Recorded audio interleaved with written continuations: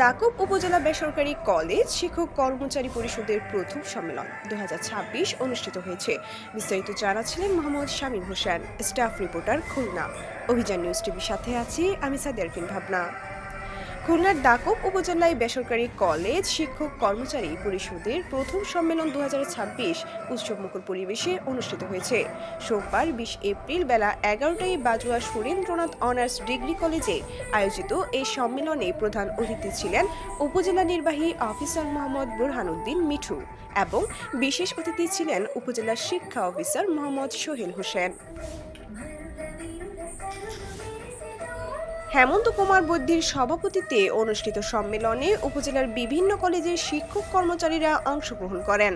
আমাদের লক্ষ্য শিক্ষার মান উন্নয়ন ও শিক্ষক ঐক্য স্লোগানকে সামনে রেখে শিক্ষার মান উন্নয়ন, শিক্ষক কর্মচারীদের অধিকার আদায়, বেতন কাঠামো উন্নয়ন ও আধুনিক শিক্ষা পদ্ধতি চালুর বিষয়ে গুরুত্বপূর্ণ আলোচনা হয়।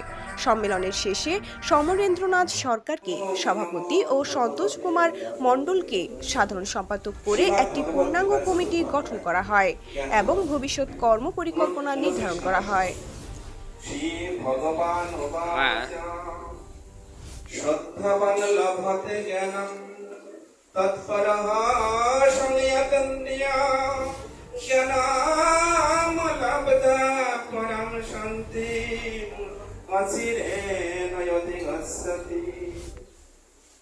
শ্রদ্ধাবান ব্যক্তি যিনি তৎপর ও সংযতের হয়ে